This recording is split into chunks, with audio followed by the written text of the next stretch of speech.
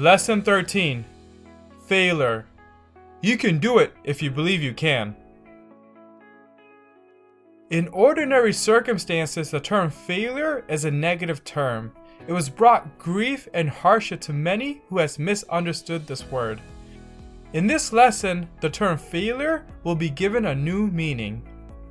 We will analyze the words temporary defeat and failure and see if these two are similar. Neither temporary defeat nor adversity amounts to failure. Defeat is a dumb language that we do not understand. If we did, we would profit by this defeat since it is a lesson in disguise. We would not continue to keep making the same mistakes over and over again if we had learned how to profit from defeat. The main object of this course is to teach how to profit by this dumb language in which defeat talks to us. Napoleon Hill himself went through defeat, which he thought was failure at the time, and then later realized it was temporary defeat. In his own words, "I know that what looked to be a failure was nothing more than a kindly, unseen hand that halted me in my chosen course and with great wisdom forced me to redirect my efforts along more advantageous pathways." He had 7 turning points in a 30-year period in his life prior to writing this course.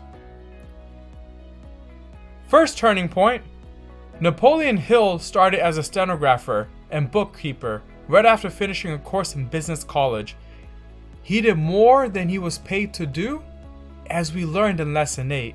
This attitude and doing more than being paid to do brought him great success and a huge amount of attention even by other employers.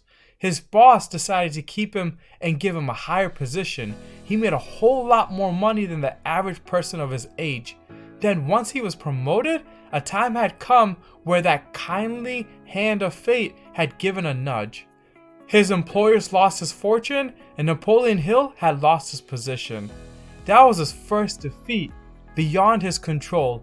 He could have learned from his lesson at the time, but did not until many years later. Reflection. So let's reflect on this. Have you ever had a time in life where you felt as you failed and it was out of your control? It could be losing a job, it could be failing an exam, it could be a car accident. How did you feel and how did you reflect on that situation to improve yourself? Second turning point. His next position was a sales manager for a large lumber company. He knew very little of his job, but he had learned to do more than being paid to, and he took initiative and learned this without being told to. He found himself advancing rapidly as his salary was doubled. It came to a point where he was in a partnership with the owners and felt as if he was on top of the world again. He felt he had too much money and too much authority for his age. He was very comfortable and enjoyed what he had. Then the 1907 panic came. There was a financial crisis in the United States which ruined many companies, including his, that which he partly owned. Just overnight, he had lost everything. This was a serious defeat as he mistook it for failure. Reflection. Let's reflect on this. The year is now 2020 and we're in an event of COVID-19. Did COVID-19 affect you? And if so, how? Were you an essential employee working for an essential business, or were you sent home due to not being an essential employee? How did you feel through this time?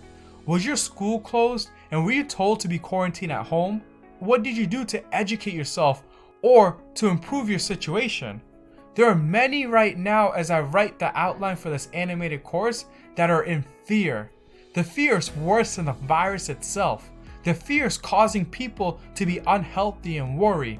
The fear is causing depression. Are you a person of fear, or are you a person who will try to make the best and find an opportunity to make the situation better? I could have chose to state that the world is coming to an end. Unemployment rate is projected to be at 32%, meaning 1 out of 3 will be unemployed. But I decided to finish what I have started regardless of what is happening in the world. How did you view this situation? Were you a person of fear, like many, or a person who tried to create a difference like the few? This is all temporary, and everything in life is temporary, including life itself. Do not hide away in fear or allow fear to control your mind and cause you to be a drifter. Control your fears, take precautions, but do not become a drifter. Third turning point. It was 1907 financial crisis in the United States that caused Napoleon Hill to redirect his focus from the lumber business to studying law. There was nothing that would have made him study law except for this event that had occurred. When he entered law school, he was confident that he would claim his pot of gold with power and success. As he studied law during the day, he took up a salesman job at an automobile shop in the evenings. Times were hard and he had to move forward. He had learned that the automobile industry had poorly trained mechanics. So he decided to create an educational department to train mechanics. He made the company so much money that he made thousands off it. He was doing so well that the banks would give him loans to expand his business. The banks loaned him money until he was hopelessly in the bank's debt. Then the bank took over the business as calmly as it belonged to them. That rainbow and pot of gold has now disappeared. Something he had worked so hard for was swept away again. Reflection. Have you had something that you worked so hard for and then was just swept away? So think for a second, right? Think. How did you feel? What did your reflection teach you? Sometimes I felt as if the choices that I have made caused me to fail. It was my choice without being as careful, thinking and blaming others while knowing deep down, taking the guilt in the feeling of failure. Was it meant to be? And if so, why would God himself put me in this position? If he loved us, why this much pain? You ever lose hope or wonder why? This is the dumb language that we fail to understand, and takes time for wisdom to teach us. I want this lesson to teach us how to reflect on our adversity and how it has improved us. So take a minute to reflect on this, pause before moving on. Fourth turning point. Napoleon Hill, through his connections, was able to acquire a job as an assistant to the chief of counsel for one of the largest coal companies. He was paid much more than a beginner would have. It was easy, the pay was great, but he then chose to resign. This was his own choice of quitting a job that was paying him so well. He had trouble convincing his family on the reason to why. His reason was simple. The job was too easy, and he was performing with very little effort. He saw himself drifting into the habit of inertia. He felt that strength and growth can only come from effort and struggle. He left to Chicago to start a new venture. He knew that going to a city like Chicago and being able to create success would require him the talent needed to become a successful person. Reflection. Money is a measurement of success. That's what most people think. It's strength and effort of who you have become. The definition of success can be defined in many ways. So reflecting on this turning point, what choices have you made that others couldn't understand your true reasoning? Why did you make that choice? To better improve yourself? We all have made choices that we believe in, while others never believed in our choices. So what choices have you made that has made an impact in your life that you truly believed in? Reflect on that. Reflect on the decisions that you have made in the past. And what is your definition of success? Because money isn't always a measurement of success. What is your definition of success? Fifth turning point. In Chicago, he became an advertising manager, and his employer saw Napoleon's dedication, and together they organized and created a chain of stores called Betsy Ross Candy Companies. Napoleon Hill and his partner decided to bring a third partner in. The business was doing so well and tons of profits were being made. Soon after, the third partner tried taking more shares from Napoleon Hill without earning it, and then Napoleon was arrested on false charges, and the charges would be dropped by his partners. if Napoleon Hill agreed to hand over his share to the third partner. At this moment, he realized the cruelty, dishonesty, and injustice in the hearts of men. Napoleon Hill didn't give up and brought them to court, which he claimed malicious damage to character. He released a judgment and was in a position to have those two partners jailed. He knew that revenge was not part of his makeup, and that he was not the same as those two men. He forgiven them. Reflection. Has someone ever hurt you, betrayed you, and you lost trust in them? How did you feel and what was your reaction? Did you retaliate or did you forgive? It takes a strong person with a strong mind and a strong heart to forgive. Hatred fills a heart with negativity, while we are able to reduce the negativity by forgiving and lightening our hearts and our minds. Reflect on how you will improve and be the better person next time someone hurts you. 6th turning point. Napoleon Hill had now turned to teaching, advertising, and salesmanship as a department of one of the colleges. He had learned once that we never learn very much about a given subject until we commence teaching it to others. He was prosperous and did very well in teaching. In the war, the military draft had come. His course went downhill as most students have been drafted into the war. He was again penniless.